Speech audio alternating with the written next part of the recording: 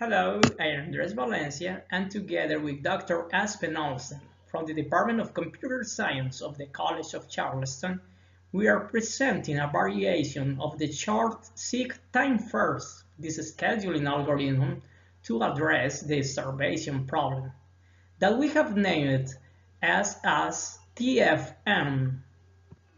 Many studies have been conducted to improve this scheduling throughput based on the scan algorithm, whereas SSTF has been left behind because of the starvation problem.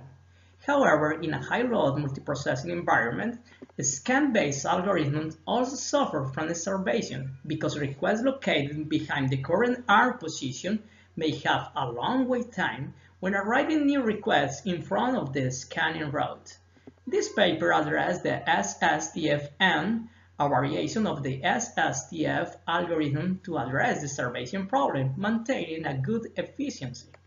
The simulations in this study compared SSTF4 with the scan-based algorithm ODSA and showed that our algorithm not only decreases the wait time for the target request queue, but also offers a slightly better efficiency, since more requests are scheduled with fewer arm movements. We'll start with the introduction, where we'll describe some of the most popular disk scheduling algorithms and we'll define the problem description. Then we are going to describe our SSTFN algorithm, presenting an example and posing the hypothesis of our study. Then we'll show the implementation and results, and finally we'll have our conclusions and references used. So let's get started. If you were the traffic controller of a highway and you had to open the door for one car at a time, what would you do knowing that the more distance you walk to open the door, the more time you spend? Well, a similar problem has to face the disk controller when multiple processes make requests to the disk drive. So the first come, first serve algorithm simply schedule the requests according to the arrival time, which is fair but not very efficient. The shortest seek time first reduces the seek time by calculating the distance among the current cylinder underneath the head and all the others to select the one which is nearest, which is efficient but not very fair. The scan algorithm consists in scanning the switch arm back and forth across the entire range of cylinders from one edge of the disk to the other. Look and see look are variations of the scan algorithm. For them, the arm goes only until the final request and then reverses the direction, which is look, or continues to the first request, which is look. And the optimized disk scheduling algorithm, which is a variation of the look algorithm, where the direction of the initial scanning depends on the minimal distance between the initial disk head position and the lowest or the highest track request. So the problem is how to achieve minimal response time and fairness in a disk scheduling algorithm under a high-load multiprocessing environment. In a high-load multiprocessing environment, the disk controller should take advantage of the new requests to be processed on the way. In our algorithm, the requests are grouped by a number of n. Then the shortest seek time first algorithm is applied into each group in arriving order. While applying the algorithm, new requests or requests from other groups must be attended if they are on the way. This algorithm intends to take the fairness of first come, first serve algorithm and the throughput of shortest seek time first. So given n between 1 and the total requests, if n is equal to 1, we have the first come, first serve. And if n is equal to the total requests, we have the shortest seek time first. Let's see an example Given the following queue of 23 requests and n equals to 4, 6 groups are created. The SSTFN algorithm always starts with the first request in the first group, since it is the oldest one. Then, the shortest seek time first is applied into that group. Starting with 24, the nearest is 25, and because there is not any request between them, 24 and 25 are processed. Now, cylinder 11 is the next goal, but because there are other requests on the way from 25 to 11, all of them are processed.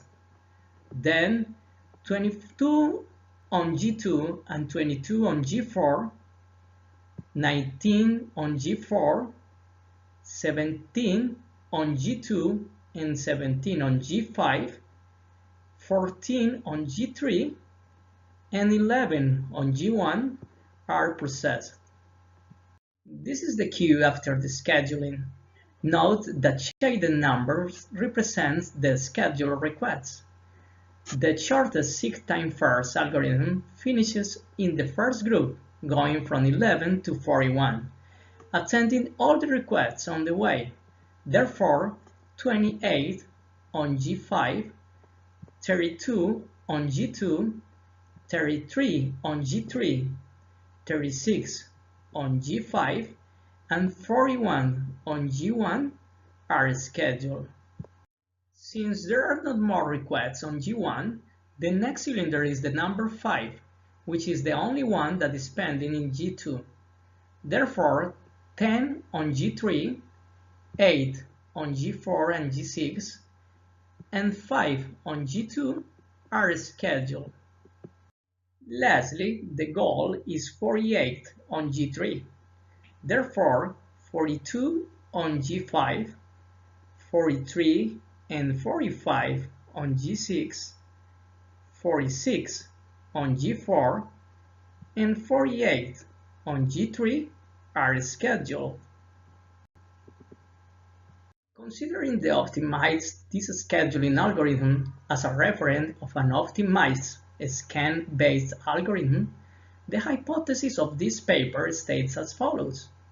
SSTFN addresses the observation problem better than ODSA under a high-load multiprocessing environment. To offer a more generic perspective, in this work, the starvation will be measured in terms of the number of arm movements needed to scheduling a target request queue. To simulate a high-load multiprocessing environment, our tests will start with an initial queue of 12 random requests. Every time that 4 requests are scheduled, 4 new random requests will come to the queue until complete 24 requests in total. The results of our simulation will be based on the performance of the initial queue, because its 12 requests are the most affected by high-load multiprocessing. In our simulation, we obtain the arm movements and scheduled requests as efficiency values.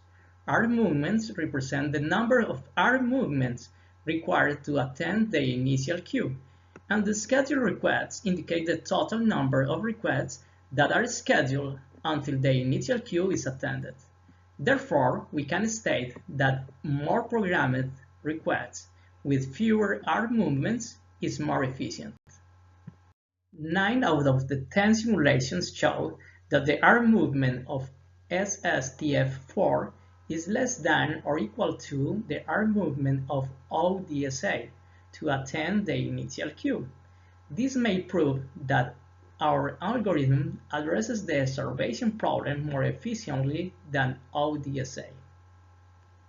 After executing 10 simulations and calculating the total scheduled requests and the total arm movement on both algorithms, we can affirm that SSTF4 shows a better throughput because it needs fewer arm movements to schedule more requests than ODSA. Nevertheless, the better performance in favor of ODSA, shown in simulation 9, is a good indicator that the performance of the two algorithms may depend on the randomness of the requests. A variation of the short seek time first algorithm to control the starvation problem was presented in this paper. The SSTFN algorithm divides the queue into groups of n requests, applying SSTF group by group in arrival order while requests from other groups and new requests are scheduled on the way. The flexibility of this algorithm to select the number of requests in each group provides a throughput variation from n equals 1, which is as fair as the first come first served, to n equals the total requests, which is as fast as the shortest seek time first. To verify the efficiency of our algorithm, 10 simulations were executed, in which our algorithm was compared with the optimized scheduling algorithm. The results of these simulations show that our algorithm addresses the starvation problem better than the ODSA, and with a better throughput since more requests were executed with fewer arm movements. This paper does not provide an irrefutable proof of superiority of SSTFN algorithm. However, it is a good starting point for future research. Finally, this is the list of references used in our study. Thank you so much.